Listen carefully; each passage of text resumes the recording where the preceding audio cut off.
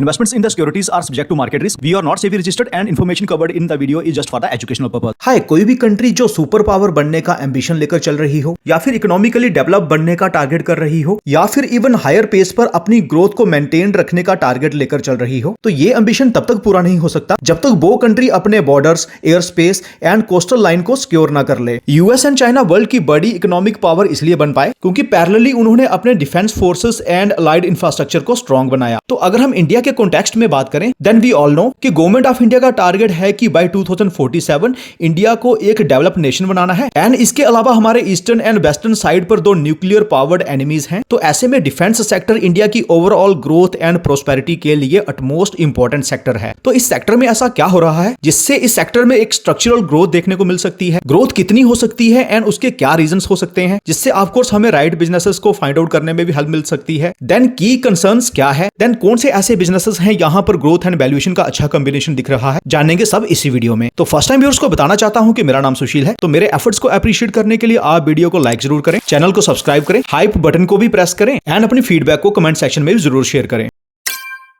तो इंडिया का defence sector किस तरह की मेगा ट्रांसफॉर्मेशन से गुजर रहा है, तो इसके लिए हमने सबसे पहले एंड सबसे इंपॉर्टेंट जो डाटा रखा है वो है हमारे डिफेंस इंपोर्ट्स का एंड डिफेंस एक्सपोर्ट्स का। तो इंपोर्ट के डाटा को देखें तो फाइनेंशियल ईयर 14 में हम 5.5 बिलियन यूएस डॉलर्स का इंपोर्ट करते थे एंड फाइनेंशियल ईयर 25 में ये सिर्फ 6 बिलियन के अप्रॉक्स है। तो इसमें अगर हम इन्फ्लेशन को फैक्टर इन करके देखें तो इंपोर्ट्स बढ़ने के बजाय इंपोर्ट्स कम हुए हैं। तो परसेंटेज टर्म्स में कितने कम हुए हैं वो आप ऐसा समझ सकते हैं कि 2010 में हमारे 70% ऑफ डिफेंस इक्विपमेंट इंपोर्ट होते थे एंड 2024 तक का जो डाटा है ये बताता है कि हमारे इंपोर्ट्स सिर्फ 35 से 40% तक रह गए हैं हमारी टोटल डिफेंस रिक्वायरमेंट के। एंड यहां पर भी देख सकते हैं कि ओवर द पास्ट 14 ईयर्स पहले हम टोटल ग्लोबल इंपोर्ट्स का 11% कंट्रीब्यूट करते थे, लेकिन 2024 में हम टोटल ग्लोबल इंपोर्ट्स का सिर्फ 4% इंपोर्ट कर रहे हैं, जो कि एक बहुत बड़ी इंप्रूवमेंट है। उसके बाद सिंगल कंट्री पर यानी कि रशिया पर आज हमारी डिपेंडेंस उतनी नहीं रही जितना कि 2010 से 2014 के बीच में हुआ करती थी एंड बोथ ही 72% के अप्रॉक्स मींस हमारे टोटल इंपोर्ट्स में 72% ऑफ कंट्रीब्यूशन रशियन इक्विपमेंट का था एंड 2024 में वो कम होकर 36% रह गया है। तो ये इंपोर्ट्स डाइवर्सिफाई हो गए हैं एंड जो नई कंट्रीज ऐड हुई हैं उसमें प्राइमरली फ्रांस एंड यूएसए है। उसके बाद अगर हम अपने डिफेंस एक्सपोर्ट्स का डाटा को देखें तो फाइनेंशियल ईयर 14 में हम 0.08 बिलियन यूएस डॉलर्स का एक्सपोर्ट करते थे एंड फाइनेंशियल ईयर 25 में ये बढ़कर हो गया है 2.85 बिलियन यूएस डॉलर्स। एंड ये कितनी ग्रोथ हुई है इस न्यूज आर्टिकल में भी हमें क्लियरली देखने को मिल जाएगा कि फाइनेंशियल ईयर 14 से लेकर फाइनेंशियल ईयर 25 के बीच में 34 टाइम्स की ग्रोथ हुई है। मेरा जो टारगेट्स हैं ये और भी अग्रेसिव हैं एंड वो ऐसे जैसे कि फाइनेंशियल ईयर 25 में जो एक्सपोर्ट्स किए हैं वो किए हैं 23,500 करोड़ के। फाइनेंशियल ईयर 26 के लिए जो एक्सपोर्ट का टारगेट है वो है 50,000 करोड़ का, जो कि लास्ट फाइनेंशियल ईयर के कंपैरिजन में सीधा सीधा डबल है। एंड बाय 2029 3 लाख करोड़ के डिफेंस एक्सपोर्ट्स का टारगेट है, जो कि फाइनेंशियल ईयर 26 के टारगेट्स के कंपैरिजन में 6 टाइम्स है एंड फाइनेंशियल ईयर 25 के एक्सपोर्ट्स के कंपैरिजन में 12 to 13 टाइम्स है, जो कि एक मेगा ग्रोथ की विजिबिलिटी देता है। आज टोटल 92 कंट्रीज में हम अपने प्रोडक्ट्स को एक्सपोर्ट करते हैं, जिसमें अर्मेनिया, फिलीपींस, मॉरिशियस के साथ और कई सारी कंट्रीज हैं। तो फ्रेंड्स, ये हमारा इंपोर्ट्स एंड एक्सपोर्ट्स का डाटा से क्लियरली पता चलता है कि इस इंडस्ट्री के अंदर एक स्ट्रक्चरल एंड मेगा ट्रांसफॉर्मेशन हो रही है एंड ये ग्रोथ का फेस जस्ट स्टार्ट ही हुआ है। तो इंपोर्ट्स जो कम हुए हैं एंड एक्सपोर्ट्स बढ़े हैं, इसके सबसे बड़े ड्राइवर्स में कुछ इनिशिएटिव्स हैं जैसे कि मेक इन इंडिया हो गया, सेल्फ रिलायंस हो गया। एंड हम सब जानते भी हैं कि किसी भी कंट्री को सुपर पावर बनने के लिए अपने डिफेंस में सेल्फ सफिशिएंट बनना ही पड़ेगा, अदरवाइज इंपोर्ट किए गए वेपन सिस्टम से हमारे लिए एनिमी के लिए कोई सरप्राइज एलिमेंट नहीं होता, क्योंकि बहुत बार सेम वेपन सिस्टम हमारे एनिमी के पास भी होता है जो कि सेम प्रोड्यूसर से खरीदा होता है। एग्जांपल के लिए आज कई सारे वेपन सिस्टम्स जो हम यूज करते हैं चाइना ने भी सेम वेपन सिस्टम रशिया से प्रोक्योर कर रखे हैं। फ्रेंड्स, ये भी सच है कि आज भी मेजर कैटेगरीज में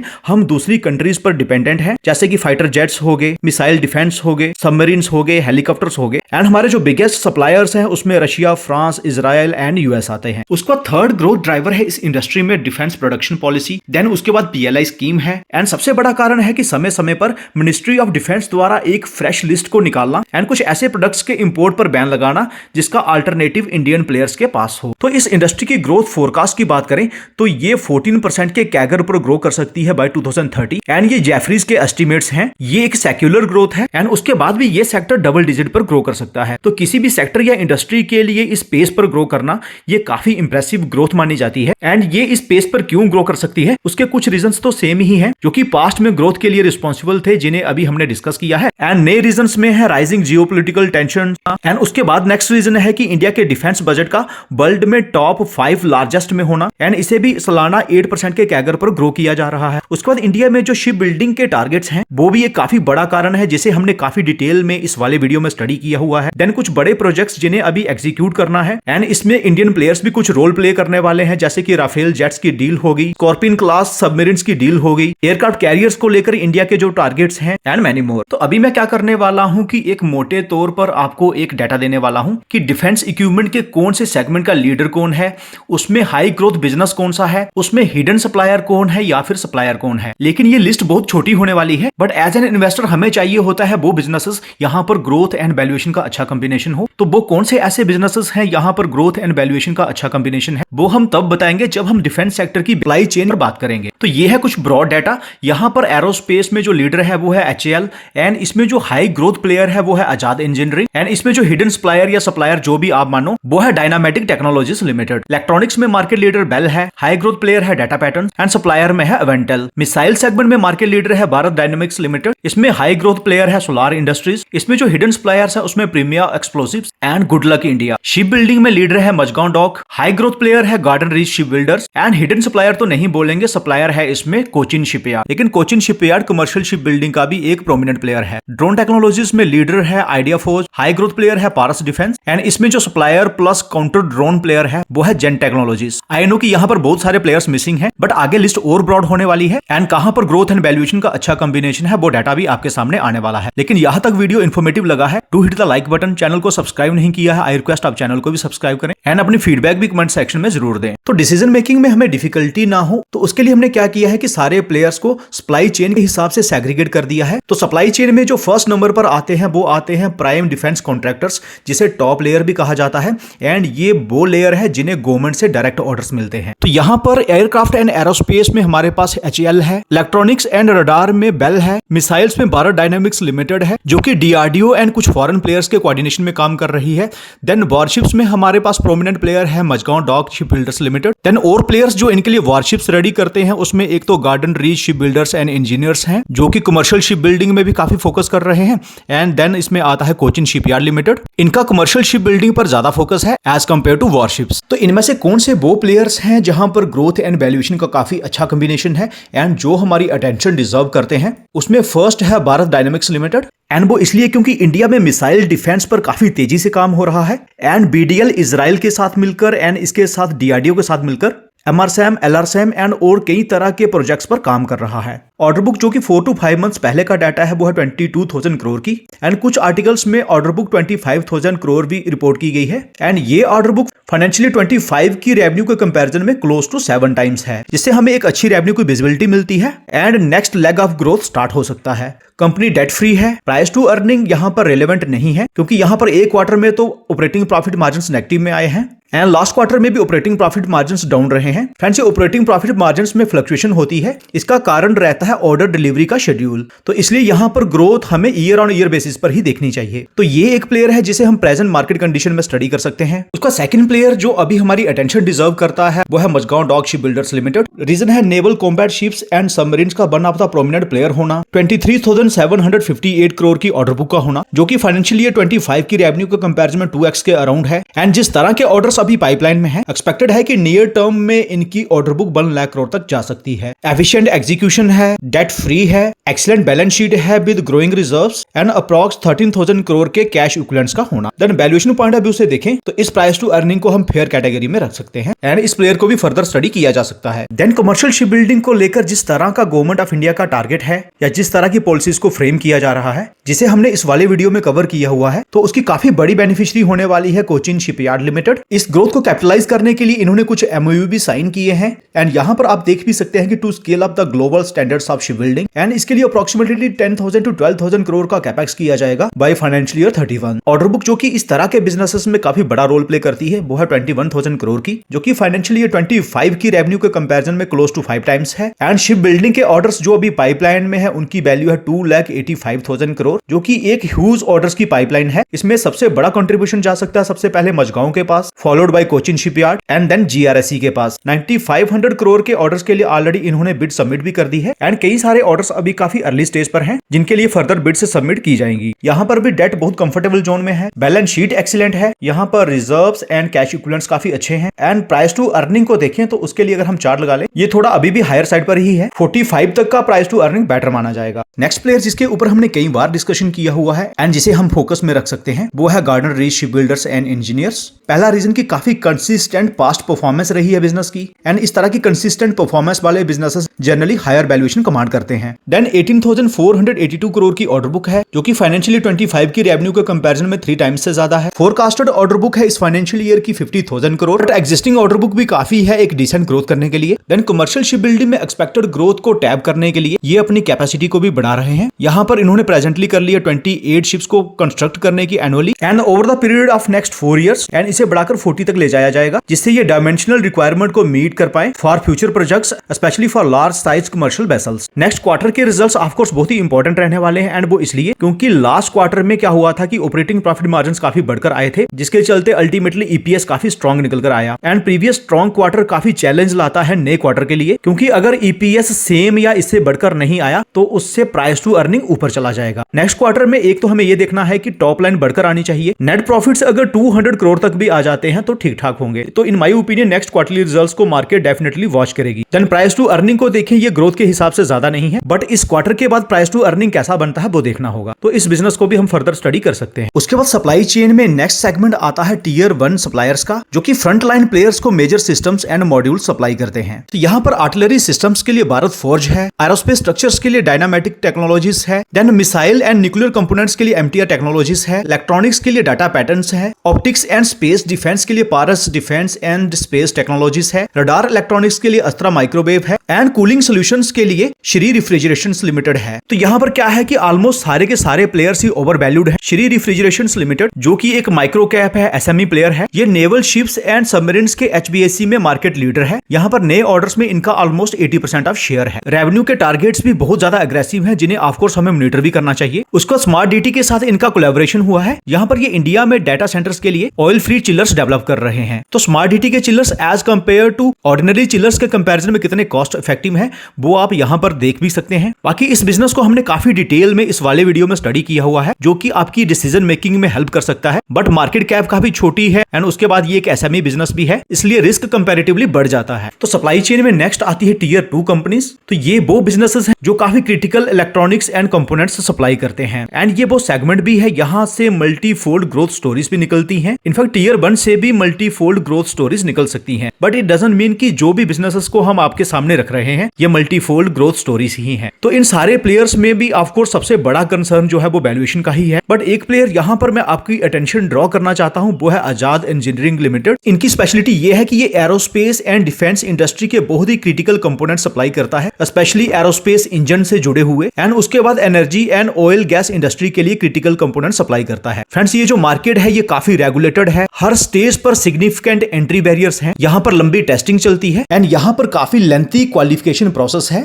जिससे 30 से 48 मंथ लग जाते हैं एक क्वालिफाइड सप्लायर को ऑनबोर्ड करने में। काफी स्टिकी कस्टमर बेस है एंड जो क्लाइंट्स इनके साथ लास्ट के 10 ईयर से बने हुए हैं वो आपकी स्क्रीन पर ये रहे। तो एरोस्पेस एंड इंडस्ट्री के जो 6 की मैन्युफैक्चरर है उन्हें ये प्रोडक्ट सप्लाई करते हैं। वेयरएज इनका जो सेकंड सेगमेंट है that is turbine components and power gas turbine, इसमें इनके जो क्लाइंट्स है ये 75% ऑफ स्टेक ओन करते हैं। तो आज इनके ऑर्डर बुक है 6500 करोड़ की जो कि फाइनेंशियल ईयर 25 की रेवेन्यू के कंपैरिजन में 13 टाइम्स के अराउंड है, जिससे हमें रेवेन्यू की काफी लंबी विजिबिलिटी मिलती है। इसके बाद इन्होंने हाल ही में ही कुछ नए प्लांट सेटअप किए हैं for their bigger clients like GE, Mitsubishi and Siemens. तो ये प्लांट्स अंडर स्टेबलाइजेशन है। एक्सपेक्टेड है कि फाइनेंशियल ईयर 27 में ये स्टेबल ऑपरेटिंग लेवल्स पर ऑपरेट कर सकते हैं एंड जो मैक्स यूटिलाइजेशन है ये स्टार्ट होगा फाइनेंशियल ईयर 28 में। उसके बाद प्राइस टू अर्निंग की बात करें ये थोड़ा हायर है, बट जिस तरह से रेवेन्यू की विजिबिलिटी है इन्हें प्राइस टू अर्निंग हायर ही मिलेगा। तो प्रेजेंटली कुछ टाइम के लिए वेट किया जा सकता है सो दैट नए प्लांट्स भी ऑपरेशनल हो जाएं, तब तक प्राइस टू अर्निंग भी थोड़ा कंफर्ट जोन में आ सकता है। तो ये एक बिजनेस है जिसे हम अपनी वॉच लिस्ट पर रख सकते हैं। देन सप्लाई चेन में नेक्स्ट आता है टियर 3 प्लेयर्स जो कि रॉ मटेरियल एंड कुछ इंजीनियर्ड प्रोडक्ट्स की सप्लाई करते हैं। तो यहाँ से जिस प्लेयर को स्टडी कर सकते हैं उसमें फर्स्ट है गुड लक इंडिया। तो इसकी अगर हम पास्ट परफॉर्मेंस को देखें तो काफी डिसेंट सी परफॉर्मेंस हो रही थी बट काफी कंसिस्टेंट भी है एंड ट्रेडिशनली ये जो प्रोडक्ट्स बनाते थे उनका एप्लीकेशन कौन सी इंडस्ट्रीज में होता है वो आपकी स्क्रीन पर ये रहे। ये ये engineering structures and precision fabrication वाले प्रोडक्ट्स की बात हो रही है। वेयरएज इनके जो फोर्जिंग के प्रोडक्ट्स हैं उनका एप्लीकेशन वाली इंडस्ट्रीज आपके सामने ये रही। इसके अलावा इनके precision pipes and auto tube segment के जो प्रोडक्ट्स हैं उनका एप्लीकेशन इंडस्ट्रीज ये रही एंड क्लाइंट्स आपके सामने ये रहे। लेकिन क्या है कि रिसेंट में ही इन्होंने अपनी एक सब्सिडरी सेटअप की है good luck defence and aerospace limited के नाम से। ये आर्टिलरी शेल्स हो गए, मिसाइल के लार्ज कंपोनेंट्स होंगे एंड आर्मर्ड व्हीकल्स के पार्ट्स मैन्युफैक्चर करेंगे। तो आर्टिलरी शेल्स की प्रोडक्शन कैपेसिटी की बात करें तो प्रेजेंटली है 1,50,000 शेल्स पर एनम एंड इसे फर्दर स्केल किया जा रहा है जिससे total capacity 4 lakh shells per annum हो जाए एंड इसके लिए टोटल 500 करोड़ का इन्वेस्टमेंट किया जाएगा। जो एग्जिस्टिंग इनके प्लांट्स हैं वो किस कैपेसिटी पर ऑपरेट कर रहे हैं वो भी आप यहाँ पर देख सकते हैं एंड 92% की कैपेसिटी यूटिलाइजेशन ये काफी एक्सीलेंट है। उसका वैल्यूएशन पॉइंट ऑफ व्यू से देखें एग्जिस्टिंग वर्टिकल्स के हिसाब से भी ये अंडर वैल्यूड है एंड इसके अलावा डिफेंस में जो इन्होंने फोरे किया है उसके हिसाब से भी ये अंडर वैल्यूड है। तो स्मॉल कैप इन्वेस्टर्स इसे स्टडी कर सकते हैं। उसका Krishna defence and allied industries है जो कि शिप बिल्डिंग के लिए स्टील सेक्शन सप्लाई करते हैं एंड कई सारे लीडिंग प्लेयर्स को ये अपने प्रोडक्ट सप्लाई करते हैं। ये बिजनेस प्रीवियसली एक एसएमई था एंड अब बाहर आ चुका है। इस वाले वीडियो में हमने कंपैरेटिवली डिटेल में डिस्कशन की हुई है, आप वो दे सकते हैं एंड स्मॉल कैप प्लेयर्स जिनकी रिस्क एपेटाइट हाई रहती है वो इसे भी फर्दर स्टडी कर सकते हैं। उसका नेक्स्ट प्लेयर जो अटेंशन डिजर्व करता है वो है प्राइमर एक्सप्लोजिव लिमिटेड। तो इनके बिजनेस में स्पेशल ये है कि कई सारी चीजों में ये फर्स्ट मूवर है जैसे कि एक्सप्लोजिव्स एंड डेटोनेटिंग फ्यूज हो गए, सेफर एंड ग्रीनर एनएचएन डेटोनेटर्स हो गए या फिर मिसाइल प्रोग्राम्स के लिए सॉलिड प्रोपेलेंट हो गए एंड ये एक छोटे प्लेयर के लिए काफी बड़ी बात है। उसका इंडिया के प्रेस्टिजियस मिसाइल प्रोग्राम्स के लिए भी इनका काफी इंपॉर्टेंट कंट्रीब्यूशन है एंड कौन से मिसाइल प्रोग्राम में इनका क्या कंट्रीब्यूशन है वो आप यहाँ पर देख सकते हैं। उसके बाद अपने प्रोडक्ट पोर्टफोलियो को ये फर्दर इनहेंस कर रहे हैं एंड यहाँ पर हमें देखने को मिलेगा कि वो इंडियन एयरफोर्स के लिए एंड इंडियन आर्मी के लिए कौन से नए प्रोजेक्ट्स पर काम कर रहे हैं। देन एक और चीज हमें देखनी होगी कि क्वार्टरली रिजल्ट्स में इस बार हमें टॉप लाइन में ईयर ऑन ईयर बेसिस पर डी ग्रोथ देखने को मिल रही है। तो एक्चुअल में ये डी ग्रोथ नहीं है बल्कि डी ग्रोथ हमें इसलिए देखने को मिल रही है क्योंकि जो लास्ट क्वार्टर था यहाँ पर काफी बड़ा बेस मिल गया था एंड वो बेस इसलिए मिला था क्योंकि उस क्वार्टर में इन्होंने शेफ्स एंड फ्लेयर्स की काफी बड़ी वॉल्यूम में डिलीवरी की थी। प्राइस टू अर्निंग देखने को हायर साइड पर है बट चार्ट में अगर हम देखें तो लास्ट 5 ईयर में ये लोएस्ट लेवल्स पर है। तो इस बिजनेस को भी फर्दर स्टडी किया जा सकता है। तो सप्लाई चेन नेक्स्ट लेवल पर आने से पहले हम एक ऐसे प्लेयर पर बात कर लेते हैं जिसे हम प्राइम प्लेयर्स में भी रख सकते हैं, टीयर 1 टीयर 2 में भी रख सकते हैं या वैल्यू चेन के जिस नेक्स्ट लेवल पर बात करने वाले हैं उसमें भी रख सकते हैं एंड नाम है सोलार इंडस्ट्रीज लिमिटेड जो इंडस्ट्रियल एक्सप्लोजिव्स बनाता है, लॉइटरिंग म्यूनिशंस बनाता है जिसमें सुसाइडल ड्रोन्स भी आते हैं, पिनाका सिस्टम के लिए मिसाइल्स बनाता है, देन काउंटर ड्रोन्स में एंड उसमें भी स्पेशली स्वार्म ड्रोन्स को काउंटर करने के लिए इन्होंने बर्गवास्त्रा सिस्टम को डेवलप किया है। यहाँ पर ये एक साथ 64 टारगेट्स को डिस्ट्रॉय कर सकते हैं विद इन 10 सेकेंड्स एंड ये वर्ल्ड का इकलौता ऐसा सिस्टम है जो इस रेट पर फायर कर सकता है एंड प्रेजेंटली इसकी टेस्टिंग अंडर प्रोग्रेस है। ऑर्डर बुक को देखें तो प्रेजेंटली ऑर्डर बुक है 21,200 करोड़ की जो कि फाइनेंशियल 25 की रेवेन्यू के कंपैरिजन में क्लोज टू 3x है एंड इसमें majority of the contribution defence orders का है। Price to earning of course higher है एंड वो इसलिए भी है क्योंकि यहाँ पर ग्रोथ काफी कंसिस्टेंट एंड काफी फास्ट पेस पर हो रही है एंड इस तरह के जो बिजनेसेस रहते हैं वो इंस्टीट्यूशंस के फेवरेट रहते हैं एंड यही कारण है कि यहाँ पर रिटेल की होल्डिंग सिर्फ 7.2% है। तो प्राइस टू अर्निंग जो कि प्रेजेंटली 87.6 के अराउंड है 70 के अराउंड आती है तो ये बेटर होगा। तो सप्लाई चेन का नेक्स्ट लेवल है defence drone and counter drone. वैसे तो ये जो सेगमेंट है ये इस सप्लाई चेन में नहीं आता है, ये एक सेपरेट सेगमेंट है। तो यहाँ पर जो प्लेयर्स काम करते हैं वो आपके सामने ये रहे। प्रेजेंटली जिस पर हम फोकस कर सकते हैं उसमें है जेन टेक्नोलॉजीज लिमिटेड। तो इनके कंप्लीट प्रोडक्ट सिस्टम आपके सामने ये रहे, लेकिन ये प्रोमिनेंट प्लेयर है in drone and counter drone solutions and training solutions में। यहाँ पर ये सिमुलेटर्स बनाते हैं। तो रिसेंट में हमें स्टॉक प्राइस में वीकनेस इसलिए भी देखने को मिली थी क्योंकि बीच में नए ऑर्डर्स नहीं आए थे एंड अक्टूबर 1 25 की क्लोजिंग ऑर्डर बुक जो है ये है 675 करोड़ की एंड Q3 में इन्हें जो ऑर्डर्स मिले हैं वो मिले हैं 585 करोड़ के जो कि प्रीवियस बैकलॉग से थोड़ा सा ही कम है। लास्ट क्वार्टर में जो ऑर्डर एग्जीक्यूट किए गए हैं वो किए गए हैं 177.83 करोड़ के एंड प्रेजेंटली जो ऑर्डर बुक है वो है 1082.76 करोड़ की। तो उसके बाद क्या है कि ओवर द नेक्स्ट 2 इयर्स इनकी गाइडेंस है कि इन्हें 4000 करोड़ की रेवेन्यू को अचीव करना है। तो उसके लिए हमें ये करना होगा कि 1-2 और क्वार्टर इनके एग्जीक्यूशन को ट्रैक करना है, नए ऑर्डर्स किस तरह से आ रहे हैं उन्हें ट्रैक करना है। तो otherwise valuation point of view से देखें तो प्राइस टू अर्निंग लास्ट के 5 इयर्स में लोएस्ट लेवल्स पर है एंड 1-2 क्वार्टर तक इन्हें ट्रैक करने के बाद हमें एक विजिबिलिटी मिल सकती है कि हमें क्या करना चाहिए एंड अकॉर्डिंगली मैं इस चैनल पर भी अपडेट कर दूंगा। तो लिस्ट को नैरो डाउन करें तो लार्ज कैप कैटेगरी में हम मजगांव डॉकयार्ड लिमिटेड को स्टडी कर सकते हैं एंड सोलार इंडस्ट्रीज का अगर प्राइस टू अर्निंग 70 के अराउंड आता है तो इसे हम नंबर 1 पर रख सकते हैं। मिड कैप स्पेस में हम GRSE को स्टडी कर सकते हैं। स्मॉल कैप कैटेगरी में हम प्राइमर एक्सप्लोसिव को नंबर 1 पर रख सकते हैं या इसके साथ गुडलक इंडिया को स्टडी कर सकते हैं। Then micro cap and SME and यहाँ पर रिस्क थोड़ा हायर हो जाएगा। इस कैटेगरी में हम श्री रेफ्रिजरेशंस लिमिटेड को स्टडी कर सकते हैं। तो फ्रेंड्स, यहाँ तक वीडियो को अगर देख लिया है हमारी मोटिवेशन के लिए, वीडियो को लाइक जरूर करें एंड चैनल को भी डेफिनेटली सब्सक्राइब करें। तो मिलते हैं आपसे अगले वीडियो में। Take care.